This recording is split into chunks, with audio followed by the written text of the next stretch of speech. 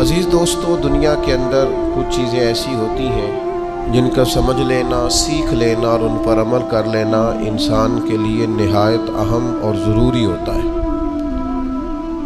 میں اور آپ جس معاشرے میں وقت گزارتے ہیں، یہاں ہمیں انتہا پسند، شدت پسند، انا پسند، خود پسند لوگ بہت زیادہ ملتے ہیں، لیکن بدقسمتی یہ ہے کہ حقیقت پسند لوگ بڑے کم ملتے ہیں۔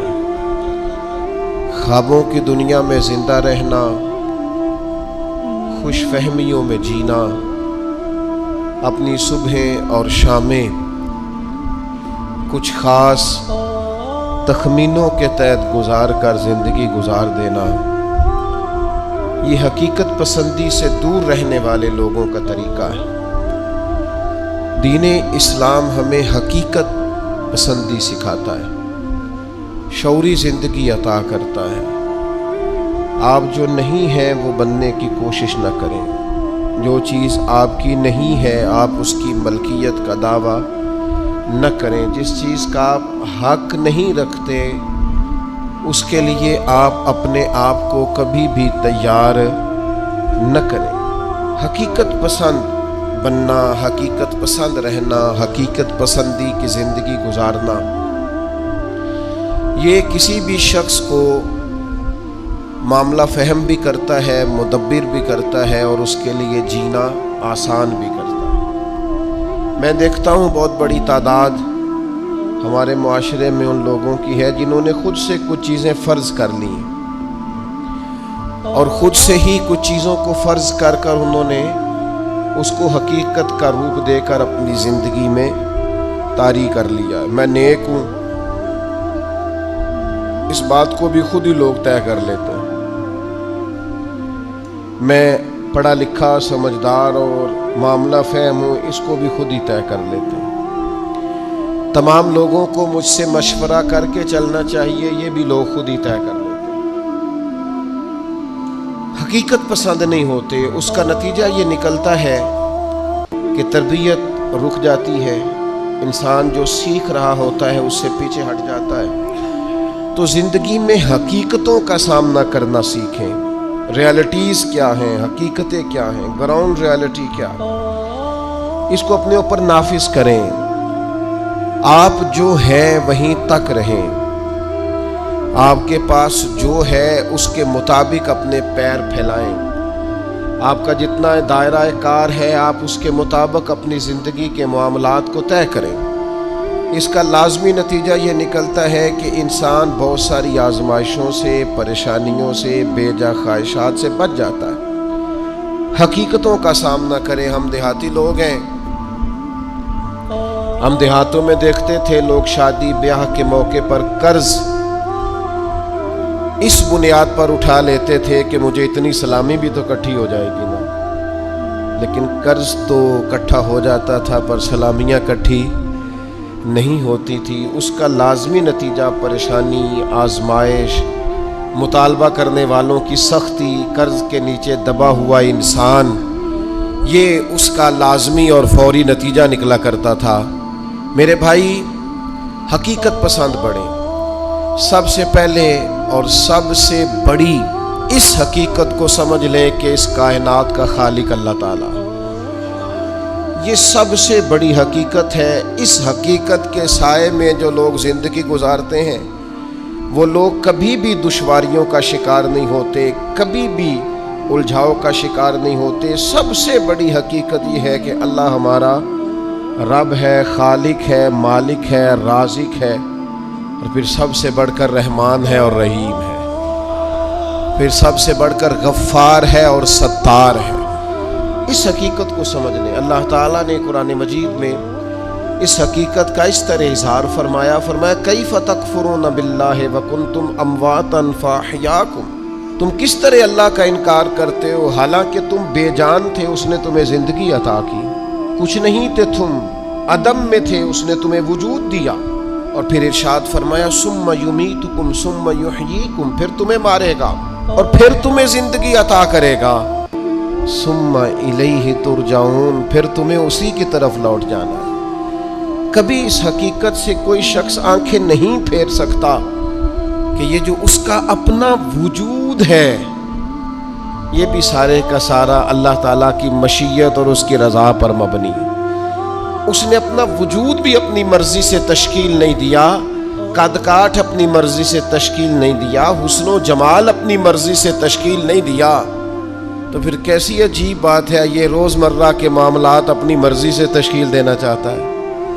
اسے چاہیے کہ جس طرح اس کا وجود، اس کا حافظہ، اس کے چہرے کی ساخت اس کی اپنی مرضی کی نہیں، رب رسول کی مرضی کی ہے، تو پھر یہ بھی زندگی اپنی مرضی کی نہ گزارے، اس حقیقت کا قائل ہو جائے کہ جینا بھی اسی طرح ہے جو حکم اللہ تعالیٰ نے ارشاد فرمایا ہے۔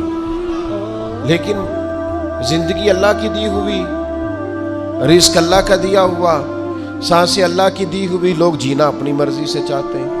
یہ حقیقت پسندی سے دور بات ہے۔ جس شخص نے جو مشینری بنائی ہے آپ اسی سے پوچھیں گے اس کو کیسے چلانا ہے، آپ اسی سے دریافت کریں گے کہ کیا چیز استعمال کرنے سے صحت ٹھیک ہوگی، کیا استعمال کرنے سے خراب ہوگی، آپ اسی طبیب حکیم کے مشورے سے چلیں گے۔ ہم من چاہی زندگی چاہتے ہیں تو سب سے پہلے تو اس حقیقت کو سمجھ لیں کہ کائنات کا رب، اور جب بنائی اسی نے ہے تو چلے گی بھی اسی کے حکم کے ساتھ۔ دوسری بات، پوری دنیا اس بات کو اچھی طرح تسلیم کر لے کہ اللہ کے لاڈلے اور آخری نبی جناب محمد الرسول اللہ ہیں صلی اللہ تعالی علیہ وسلم۔ اللہ تعالیٰ نے ساری رعنائیاں، ساری خوبصورتیاں، سارا وقار اور ساری عزتیں نبی پاک کی غلامی میں جمع کر دی۔ اب کوئی شخص اگر یہ چاہے گا کہ میں حضور سے ہٹ کر کہیں سے عزت اویل کر لوں، نبی پاک علیہ السلام کی پیروی سے ہٹ کر کہیں سے میں کوئی خیر کٹھی کر لوں، تو یہ حقیقت پسندی سے دوری ہے، ہو نہیں سکتا۔ وَمَن يُطِعِ اللَّهَ وَرَسُولَهُ فَقَدْ فَازَ فَوْزًا عَظِيمًا۔ کامیابی اسی شخص کو ملے گی جو اللہ اور اس کے رسول کی فرما برداری کرے گا۔ یہ کائنات کی سب سے بڑی حقیقت ہے کہ ساری کامیابیاں، سارا حسن، سارا کمال، ساری خوبصورتیاں حضور کی سنت اور شریعت سے وابستہ ہیں۔ ہم جتنا مرضی نئے دور کا فیشن اوڑھ لیں، جتنا مرضی بھاگ لیں، جہاں تک ہماری رسائی ہے ہم جا لیں، لیکن حق اور سچ یہی ہے کہ قُلْ إِن كُنتُمْ تُحِبُّونَ اللَّهَ فَاتَّبِعُونِي يُحْبِبْكُمُ اللَّهُ۔ اللہ کہتے ہیں محبوب ان سے فرما دیں اگر یہ رب سے محبت کرنا چاہتے ہیں تو آپ کی غلامی کریں، اللہ انہیں اپنا محبوب بنا لے گا۔ سب سے بڑی حقیقت یہ ہے۔ دوسری بات جو بڑی سمجھنے والی ہے اور غور کرنے والی ہے اسی سے وابستہ، کہ یہ بھی کائنات کی سب سے بڑی حقیقت ہے کہ نبی کریم اللہ کے آخری نبی ہیں۔ ما کان محمد ابا احد من رجالکم ولکن رسول اللہ وخاتم النبیین۔ محمد صلی اللہ تعالی علیہ وسلم مردوں میں سے کسی کے باپ نہیں ہیں، لیکن اللہ کے رسول ہیں اور نبیوں میں سب سے آخری ہیں۔ سورج اپنی جگہ چھوڑ سکتا ہے، چاند اپنی جگہ بدل سکتا ہے، ستارے زمین پر آ سکتے ہیں، اس زمین کا سارا نظام بدل سکتا ہے، پر رسول پاک کے بعد کوئی نبی نہیں آ سکتا۔ یہ طے شدہ حقیقت ہے۔ آج جو لوگ قادیانیوں کے بارے میں، مرزائیوں کے بارے میں اپنے دلوں میں نرم گوشے پیدا کرتے ہیں اور وہ روغن خیالی کا مظاہرہ کرتے ہیں، وہ اچھی طرح سمجھیں کہ کائنات کی سب سے بڑی حقیقت یہ ہے کہ رسول پاک آخری نبی ہیں، اور اس حقیقت سے کوئی انکار کر سکتا؟ یہ طے شدہ حقیقتیں۔ اب حقیقتوں کو کوئی شخص بدلے گا، وہ اپنی عقل کو گمراہی کے رستے پر ڈالے گا، یہ حقیقت طے ہے اور قیامت تک طے ہے۔ اور فرما گئے ہیں ہادی کہ لا نبی بعدی، خود فرما دیا ہے نبی پاک علیہ السلام نے کہ میرے بعد کوئی نبی آ سکتا۔ تو اس حقیقت کو میرا خیال ہے ہر شخص کو من و تسلیم کر لینا چاہیے۔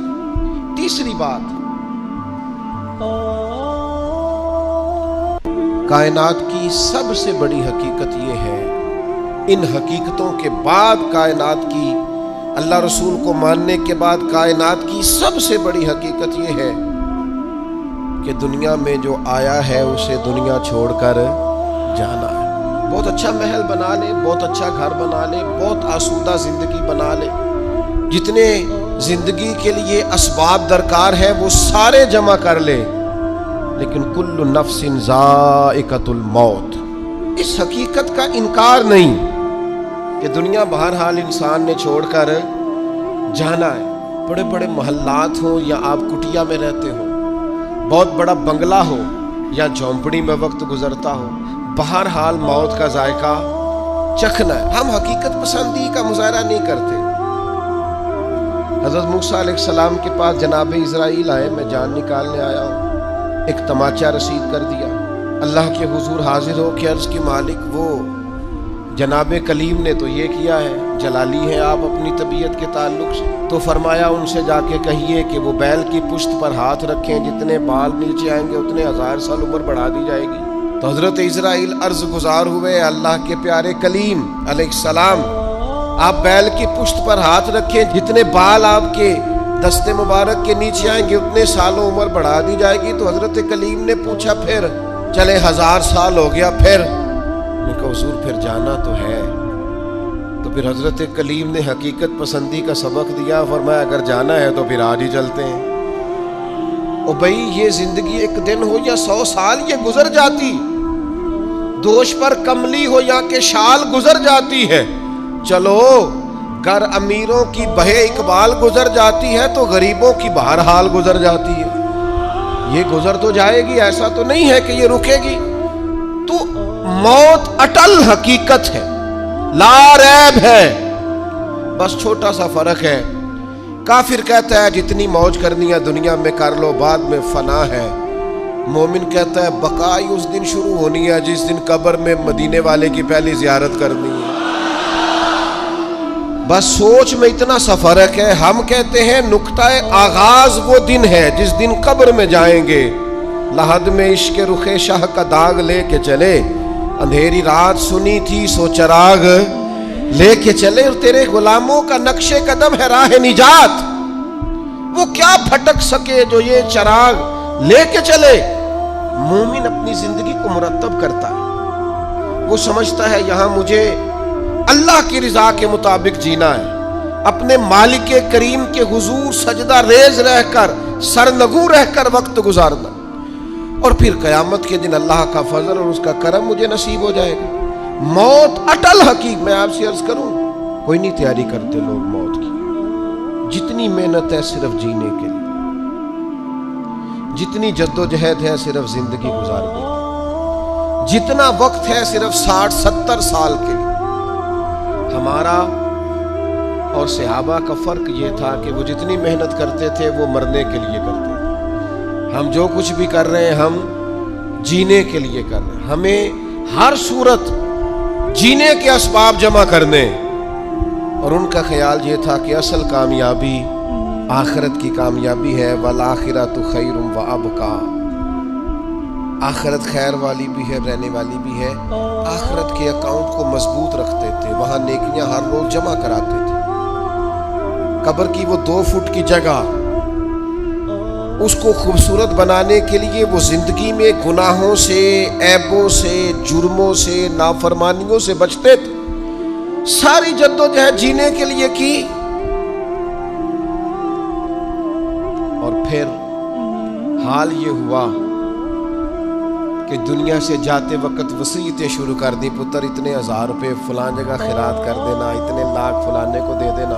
اور بھائی صاحب جتنے آپ نے زندگی میں دی ہیں بچوں نے بھی اتنے ہی دینے ہیں، آپ فکر نہ کریں، جتنی آپ نے اپنے ابا جی کے لیے دعائیں کی ہیں اس سے تھوڑی کم ہوں گی، زیادہ نہیں ہوں گی۔ اللہ فرماتے ہیں انسان کو وہی ملتا ہے جس کے لیے وہ کوشش کرتا ہے۔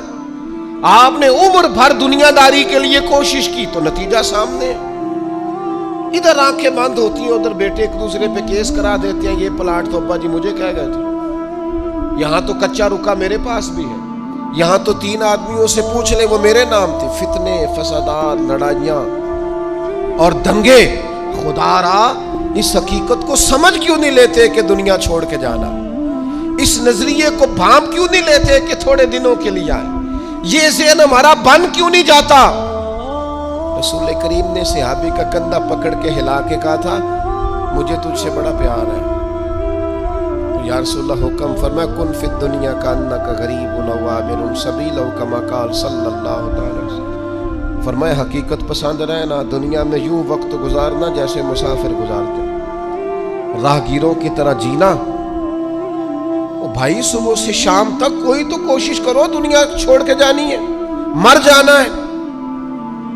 ہم سے زیادہ بلند پایا لوگ گزرے، ہم سے پہلے جتنے تھے سارے بلند درجات کے تھے.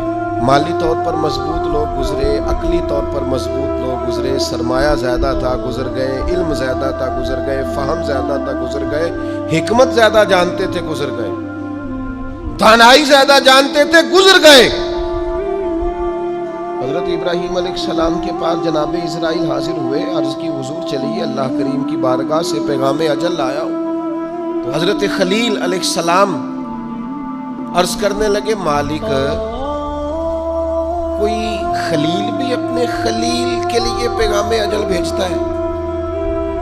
تو مالک نے فرمایا کوئی خلیل بھی اپنے خلیل کی ملاقات کو ناپسند کرتا ہے، تو ملنے کے لیے بلایا ہے تو آئیے نا.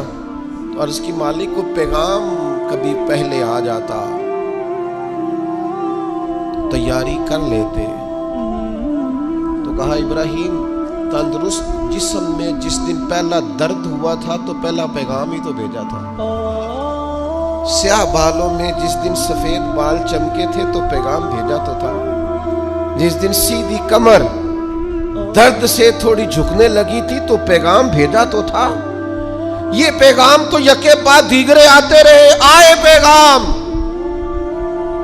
آئے، کبھی دادا کی چارپائی کو کندھا دیا، کبھی دادی کی چارپائی کو کندھا دیا، کبھی رشتہ داروں کے جنازے پڑے، کبھی ماں باپ کے جنازوں کو کندھے دیے.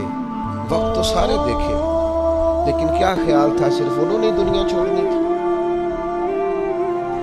ہمارا یہاں پکا ارادہ ہے، بہانے بازی کرتے ہم لوگ. میں بچوں کے لیے کر رہا ہوں، جن بچوں کے والدین ان کی پیدائش سے پہلے دنیا سے چلے جاتے ہیں وہ بچے پلا نہیں کرتے، ان کے رزق نہیں آیا کرتا. آپ جائز ناجائز اکٹھا کر رہے ہیں بچوں کے لیے، جھوٹ بول رہے ہیں آپ. خدا را اس حقیقت کو سمجھنا، ایسے ہی حقیقت پسندی سے دور نہ ہو جانا. موت ہر وقت تلاش کرتی ہے، ڈھونڈ لیتی ہے. ایک ساتھ آگے نہ ایک ساتھ پیچھے، پھر جانا ہے اور بہرحال جانا ہے. بھول جاتے ہیں لوگ، نئی دوستیاں بنا لیتے ہیں لوگ، نئے تعلقات بنا لیتے ہیں لوگ. آہستہ آہستہ ہمارے بعد لوگ دوسروں کو قبول کرنا شروع کر لیتے ہیں. میں قبرستان جایا کرتا تھا تو پہلے قبروں کے پیچھے زیادہ تر یہی لکھا ہوتا تھا آخری آرام گاہ. کچھ عرصہ پہلے چند سال ہوئے میں قبرستان گیا تو ایک قبر کے کتبے کی بیک سائڈ پہ لکھا تھا میں بہت اہم تھا، یہ میرا وہم تھا. وہم تھا میرا کہ میں بڑا اہم ہوں، ایسا کچھ بھی نہیں تھا. کس نے کہا ہے میں اہم تھا؟ کوئی بھی نہیں، سارے کام چل رہے ہیں، کچھ بھی ایسا نہیں ہوا. بھائی اس حقیقت کو سمجھو، جانا ہے اور بہرحال جانا ہے، اور دنیا کو بہرحال چھوڑنا. حقیقت پسند بنے.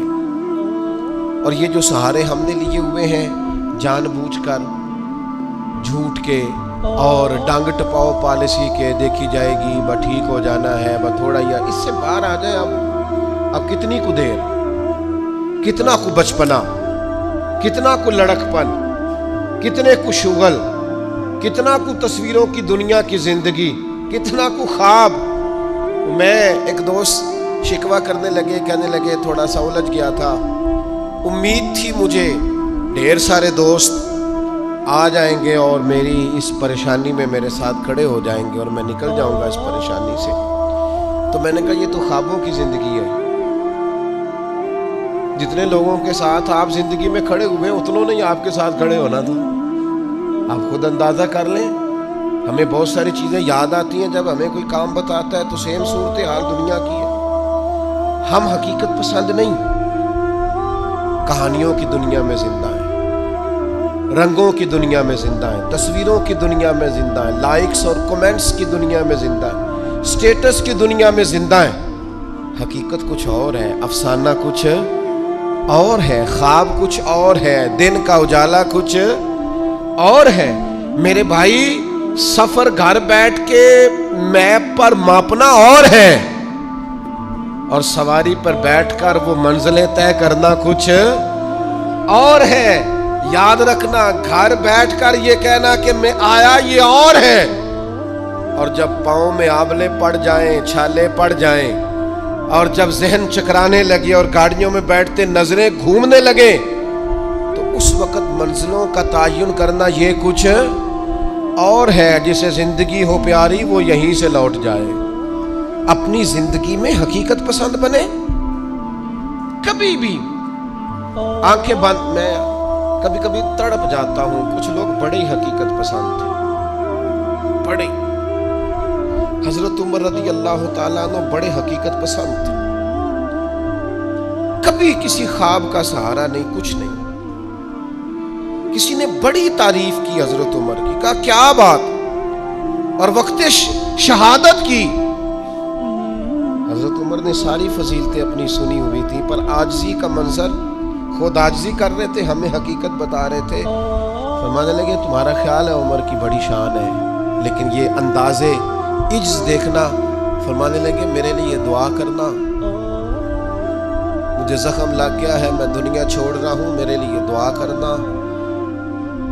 درجہ نہیں چاہیے، بس میری نیکیاں اور میری بدیاں معاذ اللہ برابر برابر ہو جائیں، میرا رب بس اتنا کہہ دے جا تجھے معاف کیا، اس سے زیادہ نہیں۔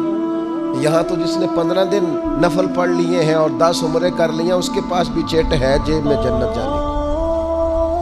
یہاں جس نے 5-6 اکٹھی مسلسل محفل نعت کرائی ہیں، اس کے پاس دونوں جیبوں میں لسٹیں نعت خان خطیب پیر دے گئے کہ تو فکر نہیں کرنی، تیرے لیے ہر چیز کنفرم ہے، تو بہت بڑا عاشق رسول ہے۔ جیبوں میں ڈگریاں لیے پھرتے ہیں لوگ، اور حضرت عمر کیا کہتے ہیں؟ دعا کرنا برابر برابر ہو جائے، برابر۔ امام جعفر صادق رضی اللہ تعالیٰ عنہ، میرا وجدان ہے، میں سادہ آدمی ہوں، دعوے سے بچتا ہوں، لیکن ایک فقیرانہ سا دعویٰ کرتا ہوں، امام جعفر صادق کا خالی نام لینے سے فیض نصیب ہوتا ہے۔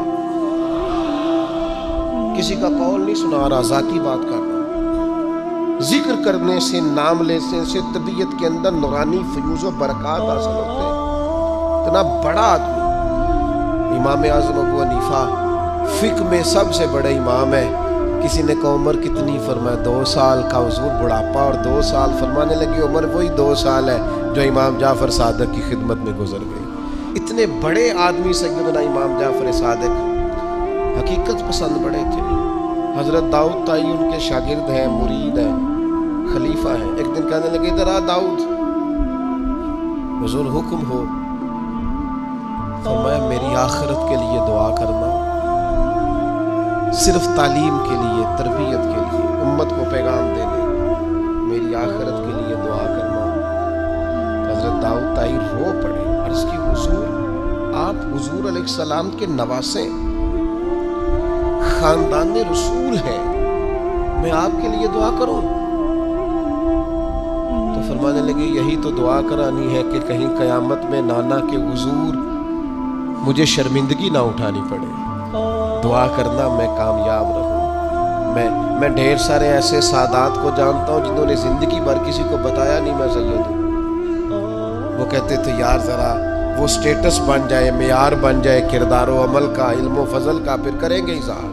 عاجزی میں رہے عمر بھر، خدا را حقیقت پسند بنے، ریالٹیز کو سمجھیں، جو اصل ہے اس پر آپ قائل ہوں، جو اصل نہیں اس پر آپ کبھی بھی ایک اور حقیقت بھی اچھی طرح سمجھ لیں۔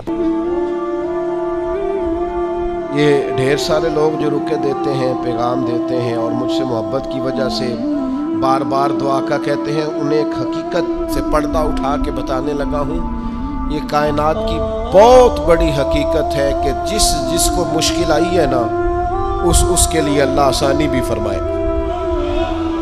بہت بڑی حقیقت ہے، کیوں کہ قرآن مجید نے کہا فَإِنَّ مَعَ الْعُسْرِ يُسْرًا، ان مع العسر یسرا، فرمایا بے شک مشکل کے ساتھ آسانی، بے شک مشکل کے ساتھ آسانی۔ یہ حقیقت ہے قرآن کی بتائی ہوئی۔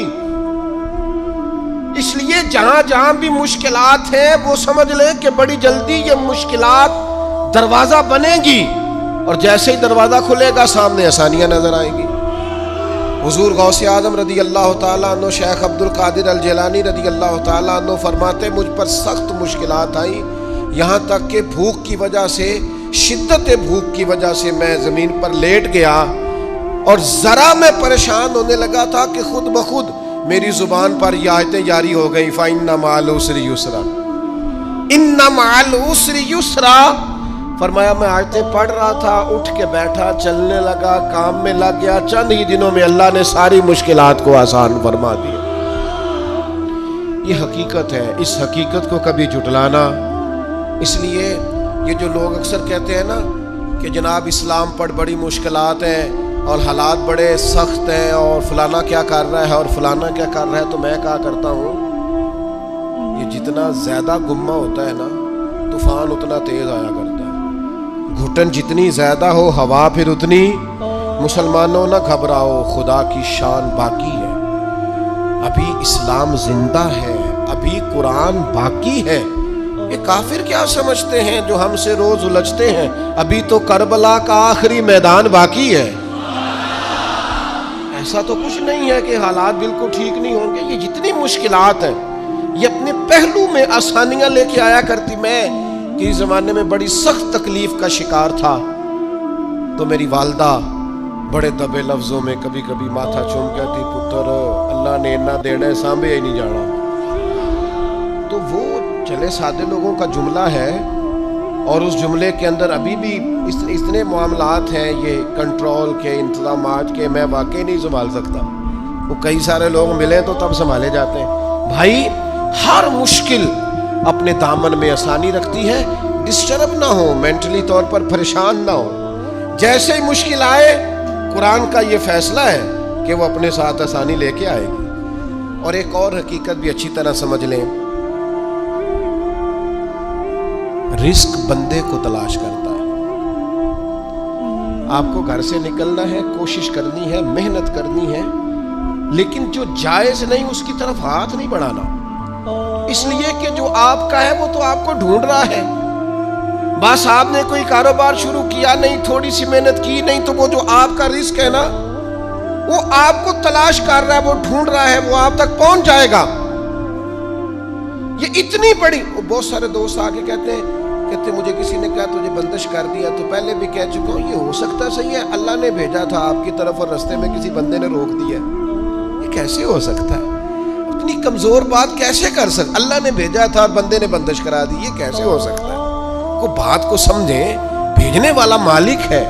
سنیں رسول اللہ صلی اللہ علیہ وسلم کا اتنا قیمتی فرمان، غربت کے ہاتھوں پریشان ہونے والے اور یہ کہنے والے کہ کئی کاروبار شروع کیے ہیں میرا چلتا نہیں، جو قدم آگے رکھتا ہوں پیچھے جاتا ہے، وہ یہ اس حدیث کو ذرا سنیں اور اپنے ذہن سے ان ساری آزمائشوں کو نکالیں۔ اللہ کے پیارے رسول علیہ السلام نے فرمایا رزق بندے کو اسی طرح تلاش کرتا ہے جیسے موت بندے کو تلاش کرتی ہے۔ یہ جہاں بھی ہو، جس مقام پہ بھی ہو، جب وقت آتا ہے تو موت پہنچ جاتی ہے نا، تو جب خدا کا ارادہ کرم ہوتا ہے تو رزق بھی پہنچ جاتا ہے۔ آپ محنت جاری رکھیں، کاروبار کرتے رہیں، جدوجہد کرتے رہیں، جو آپ کا ہے وہ آپ تک پہنچ جائے گا۔ اپنی زندگی میں حقیقت پسند بنے، یہ ایسے ہی دوسروں کے پیسوں پر موج کرنے کا ارادہ ترک کر دیں، کسی اور کے گھر جا کے پیٹ بھرنے کا خیال اپنے دل سے نکال دیں، حقیقت پسند بنے، جو آپ کا ہے وہ انشاءاللہ۔ حضرت مولا علی شیر خدا رضی اللہ تعالیٰ عنہ نے نا ایک انار اللہ کے بارگاہ میں کسی غریب کو دیا انار، تو آپ فرماتے تھے مجھے اس کے بدلے 10 آئیں گے، چونکہ قرآن کہتا ہے ایک کے بدلے 10۔ دروازے پہ ایک شخص آئے دینے کے لیے، دیا آپ نے، تو ایک شخص صاحب انار لے کے آئے، تو انہوں نے مولا علی شیر خدا کو 10 دیے۔ آپ فرمانے لگے یہ نہیں ہمارے، کہنے لگا آپ کے ہیں؟ فرمایا ہمارے نہیں۔ کہا آپ کے ہیں؟ یہ ذرا یقین کا حسن دیکھیے، فرمایا ہمارے نہیں۔ کہا جناب آپ کے ہی ہیں؟ فرمایا نہیں، ہمارے تو آنے تھے 11، چونکہ ایک کے بدلے میں اللہ نے 10 دینے تھے، ایک ہمارے والا اور 10 اللہ کی طرف سے انعام آنے والا۔ اس شخص نے جیب میں ہاتھ ڈالا، کہنے لگے اے شیر خدا، آپ کے یقین کامل پہ بھی قربان جاؤ، میں 11 ہی لایا تھا، بس دیکھ رہا تھا شیر خدا کیا فرماتے ہیں۔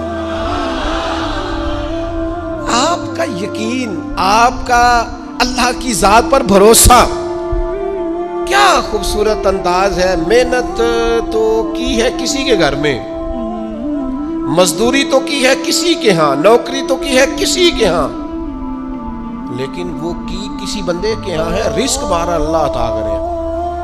میرا خیال ہے اگر یہ ذہن بن جائے تو یہ جو ہم روز شکوے کرتے ہیں نا، فلانا ظالم ہو گیا، فلانا جابر ہو گیا، فلانا فاسق ہو گیا، اگر کوئی ہے تو ظاہر ہے وہ اپنے جرم کی سزا پائے گا، لیکن ہم اس آزمائش سے بھی باہر آ جائیں، زندگی حقیقت پسندوں والی گزاریں، خیالات کی دنیا، خوابوں کی دنیا، لوگوں پر بھروسہ، بندوں سے امیدیں، مخلوق خدا پر توجہ، اتنے مل جائیں گے، اتنے آ جائیں گے، فلانا اتنی مہربانی کر دے گا، ان ساری جو ہماری حقیقت پسندی سے دوری ہے، اس ساری چیز، یہ ساری خوابوں کی دنیا۔ آپ حقیقت کی دنیا میں آئیں، زمین پر آئیں۔ کبھی بھی وہ کسی نے کہا تھا محبت کو سمجھنا ہے تو نہ سے خود محبت کر، کنارے سے کبھی اندازہ طوفان نہیں ہوتا، پانی میں اترے تو پتہ چلتا ہے پانی کتنا کتنا ہے۔ اس لیے عزیز بھائی، میری بالخصوص نوجوانوں سے گزارش ہے، حقیقت پسند بنو یار۔ آپ جو نہیں ہیں وہ بننے کی ضرورت، بہت پہلے کہا تھا پھر کہتا ہوں، ایک بزرگ کہتے ہیں میں ہر ایک سے نصیحت لے لیتا تھا، ایک طوائف گزر رہی تھی تو وہ بھی مجھے نصیحت کر گئی، میں نے اسے کہا کہ پردہ کر، اللہ سے ڈر۔ اس نے ایسا جواب دیا کہ کئی گھنٹے بابا جی بے ہوش رہے۔ کہتے میں نے کہا پردہ کر، اللہ سے ڈر، تو کہنے لگی حضور معاف کرنا، آپ نے ایک بات کی ہے تو ایک میں بھی کر لوں۔ میں نے کہا بیٹا کر لو، تو کہنے لگی میں انشاءاللہ توبہ بھی کروں گی، پردہ بھی کروں گی، اور ایک بات کرنی ہے، میں جو ہوں وہی کہلاتی ہوں۔ آپ بتائیے آپ جو کہلاتے ہیں آپ وہ ہیں کہ یا ڈھونگ رچایا ہوا ہے؟ سچ بتائیں، لوگ تو آپ کو ولی اللہ مانتے ہیں، درویش، صوفی، فقیر، خدا ترس مانتے ہیں، آپ نے ڈھونگ رچایا یا آپ ہیں بھی؟ فرماتے اللہ اکبر کا اور بے ہوش ہو کے زمین پہ گر پڑا، اور پھر میں اسے ڈھونڈتا رہا، زبان خلق کو نکارہ خدا سمجھو۔ او بھائیو، حقیقت پسند بنو۔